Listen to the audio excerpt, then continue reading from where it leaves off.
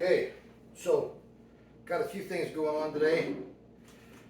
Everybody's out of town except me, I think, and decided to go ahead and pick some more peppers out of the garden. This is some more ghost peppers, scorpions, and some jalapenos with a few serranos in there. Today, I'm not sure if I'm going to process any of these peppers today or not. Probably not. I think I'm going to wait till later in the week to deal with them, but I am going to deal with the sweet basil. That's going in the dehydrator here to my left. And then today I'm going to blend down the Habanaba that is got the sweet basil in it, as well as the jalapeno with sweet basil, to see what that's like, because I may want to make some more variations along that theme with some of these other peppers. And we're running out of growing season for the sweet basil. We're going to get our first frost this week, and that'll kind of put an end to those plants. I put some in a pot, or I'm going to bring inside. Hopefully it'll keep going.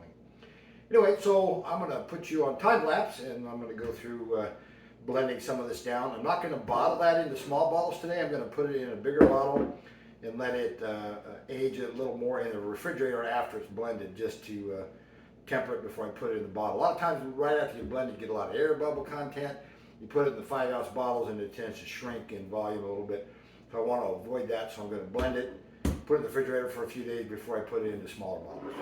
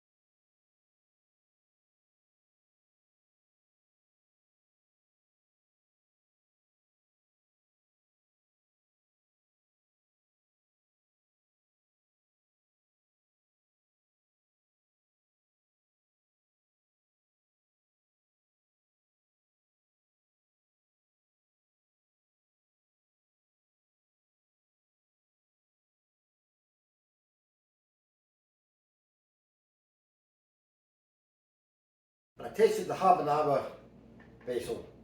It's really good, but there's zero heat. It's a nice sweet sauce. Tastes pretty good. The jalapeno, however, I took a teaspoon of that, and it had way more heat to it than I anticipated. I think growing these jalapenos next to these super hot peppers, we've got a little bit of assimilation of heat into the jalapenos a little bit. They're a lot hotter than I was expecting. But last time we videoed, I mentioned that I was going to make some Amish style pickles out of jalapenos. These are them.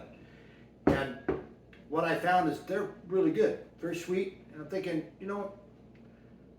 I'm going to blend them down just to see what that's like. So let me get a clean strainer here.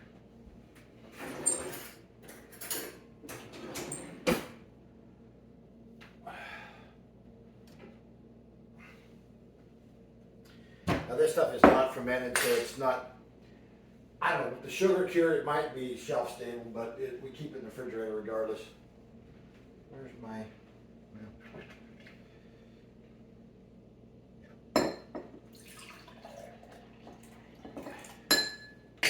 okay.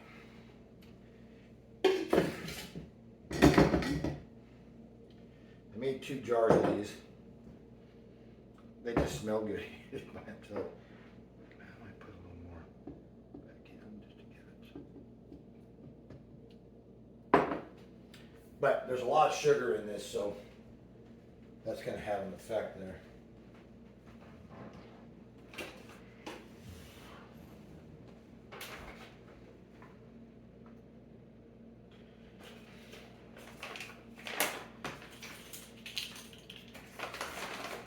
If you're wondering what this is xanthan